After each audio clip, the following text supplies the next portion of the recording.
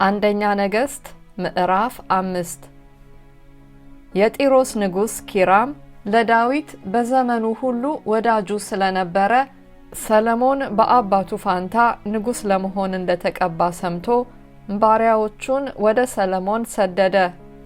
ሰለሞንም ወደ ኪራም እንዲህ ብሎ ላከ። እግዚአብሔር ከእግሩ በታች እስኪጥልለት ድረስ በዙሪያው ስለነበረ ሰልፍ አባቴ ዳዊት የአምላኩን የእግዚአብሔርን ቤት መስራት እንዳልቻለ አንተ ታውቃለህ። አሁንም አምላኬ እግዚአብሔር በዙሪያዬ ካሉት እረፍት ሰጥቶኛል፣ ጠላትም ክፉም ነገር የለብኝም። እነሆም እግዚአብሔር ለአባቴ ለዳዊት ባንተ ፋንታ በዙፋንህ ላይ የማስቀምጠው ልጅህ እርሱ ለስሜ ቤት ይሰራል ብሎ እንደነገረው ለአምላኬ ለእግዚአብሔር ስም ቤት ሰራ ዘንድ አስባለሁ። አሁንም ከወገኔ እንደ ሲዶናውያን እንጨት መቁረጥ የሚያውቅ እንደሌለ ታውቃለህና የዝግባ ዛፍ ከሊባኖስ ይቆርጡልኝ ዘንድ ባሪያዎችህን እዘዝ። ባሪያዎቼም ከባሪያዎችህ ጋር ይሁኑ፣ የባሪያዎችህንም ዋጋ እንደተናገርከው ሁሉ እሰጥሃለሁ። ኪራምም የሰለሞንን ቃል ሰምቶ እጅግ ደስ አለውና በዚህ በታላቅ ሕዝብ ላይ ጥበበኛ ልጅ ለዳዊት የሰጠ እግዚአብሔር ዛሬ ይመስገን አለ። ኪራምም የላክህብኝን ሁሉ ሰማሁ፣ ስለ ዝግባውና ስለ ጥዱ እንጨት ፈቃድህን ሁሉ አደርጋለሁ።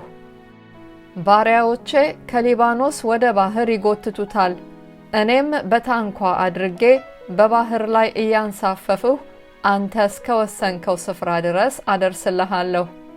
በዚያም እፈታዋለሁ፣ አንተም ከዚያ ታስወስደዋለህ።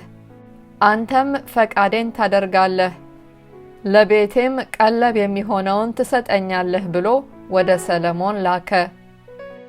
እንዲሁም ኪራም የዝግባውንና የጥዱን እንጨት እንደሚሻው ያህል ሁሉ ለሰለሞን ይሰጠው ነበር። ሰለሞንም ለኪራም ስለ ቤቱ ቀለብ 20,000 የቆሮስ መስፈሪያ ስንዴ 20 ኮርም ጥሩ ዘይት ይሰጠው ነበር። ሰለሞንም ለኪራም በየዓመቱ ይህን ይሰጥ ነበር። እግዚአብሔርም እንደነገረው ለሰለሞን ጥበብን ሰጠው። በኪራምና በሰለሞንም መካከል ሰላም ነበረ፣ ሁለቱም ቃል ኪዳን ተጋቡ። ሰለሞንም ከእስራኤል ሁሉ ገባሮቹን መርጦ አወጣ። የገባሮቹም ቁጥር 30,000 ሰዎች ነበረ። በየወሩም እያከታተለ ወደ ሊባኖስ 10,000 ይሰድ ነበር።